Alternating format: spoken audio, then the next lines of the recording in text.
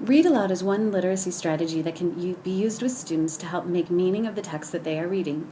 By creating understanding through the modeling and practice of reading out loud, we can increase comprehension of complex text. Read-alouds are a great opportunity to take a big idea or concept and package it up in a small little focused lesson. Read-alouds can support the teaching of any content in any curricular discipline. Read-alouds provide a focus and a highlight of the skills or strategies your students need to learn. Where to start? Start with your learning target.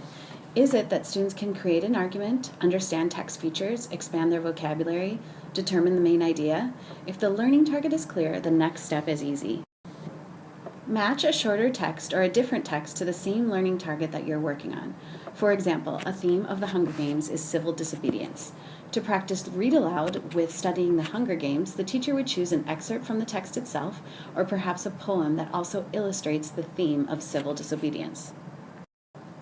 One of the first things to do during a read aloud is to highlight words that are important to the understanding of the text.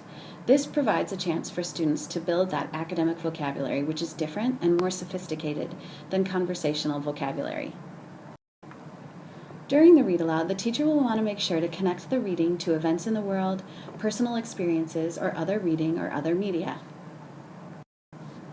During the read aloud, another way to ramp up comprehension is to model a specific reading strategy that the teacher is using to create understanding. For example, as the teacher is reading, the teacher can stop and say, "This makes me realize that," which is called metacognition or thinking about thinking. Or the teacher could say, "I didn't really understand that. I'm going to go back and reread." Or the teacher could say, "The text didn't explicitly say that, but I can infer that from this or that or the other thing." The read aloud can also be a place to ask guiding questions that can take the text to higher level thinking, or ask questions that promote critical thinking.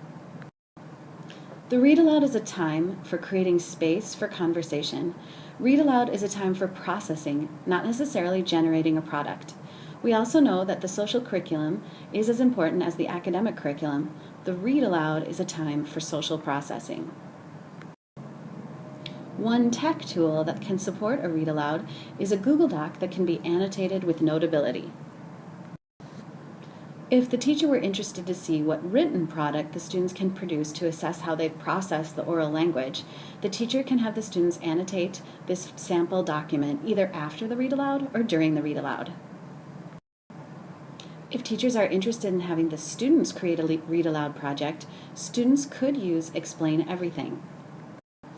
Students could create a project that typed up text, a quote or a poem, highlighted the vocabulary words, and recorded the student's fluent reading. The student could make any kind of connection, be it by a visual representation, to their learning. Thanks for thinking about how a read aloud can enhance literacy practices in your classroom across all content areas.